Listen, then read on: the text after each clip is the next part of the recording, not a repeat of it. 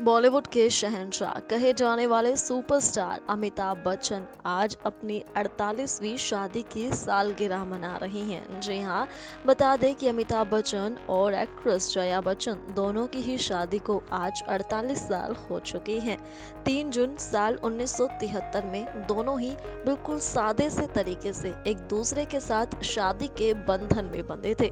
दोनों की शादी, दोनों की जोड़ी काफी चर्चाओं में भी रही थी। अमिताभ बच्चन जहां अपनी शादी से पहले भी और शादी के बाद भी खूब सुर्खियां बटोरने लगे थे।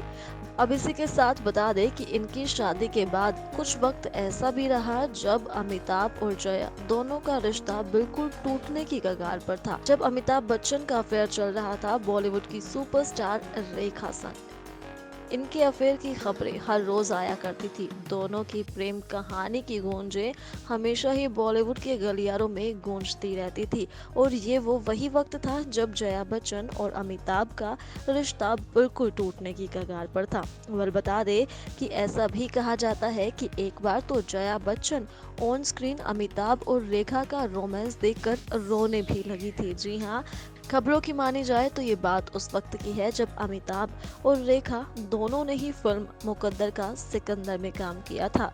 खबरों की मानी जाए तो जया बच्चन अपने बच्चों के साथ ही फिल्म देखने के लिए पहुंची थी और जब फिल्म में अमिताभ और रेखा दोनों ही ऑन स्क्रीन रोमांस कर रहे थे तो इस सीन को देखकर जया बच्चन रो पड़ी थी। इतना ही नहीं, इसके बाद जया बच्चन ने काफी सारे प्रोड्यूसर्स और डायरेक्टर्स को ये कहा था कि किसी भी फिल्म में अमिताभ और रेखा एक साथ नहीं होने चाहिए और यही वजह है कि फिल्म राम बलराम में रेखा और अमिताभ को कास्ट किया जाना था। लेकिन तब यहाँ पर जया बच्चन ने प्रोड्यूसर टिट्टो टोनी से बात की और इसके बाद फिल्म में अमिताभ के अपोजिट एक्ट्रेस जीनत अमान को कास्ट किया गया। जब ये बात रेखा को पता चली तो रेखा इस बात से काफी बुरा मान गई थी और जब वो डायरेक्टर के पास पहुंची यानी विजय आनंद के पास तो उन्होंने इस बारे में बात की और विजय आनंद ने कहा कि इसके लिए उन्हें प्रोड्यूसर को मनाना होगा।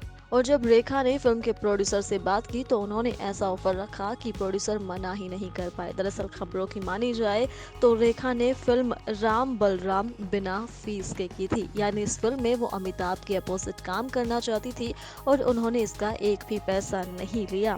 वह इसी के साथ बता दें कि साल 1980 में रेखा का एक इंटरव्यू भी काफी खबरों में रहा था जिसमें उन्होंने जया बच्चन के खिलाफ अपनी नाराजगी भी जाहिर की थी। जी हाँ, रेखा ने ये कहा था कि जया जैसी दिखती हैं वो वैसी बिल्कुल भी नहीं है। यहाँ तक कि रेखा ने यह भी कहा कि वो दोनों एक ही बिल्डिंग में रहती थी लेकिन फिर भी जया ने उन्हें अपनी शादी में नहीं बुलाया। वेल, अगर देखा जाए तो फिल्म दो अनजाने में पहली बार अमिताभ और रेखा ने एक दूसरे के साथ काम किया।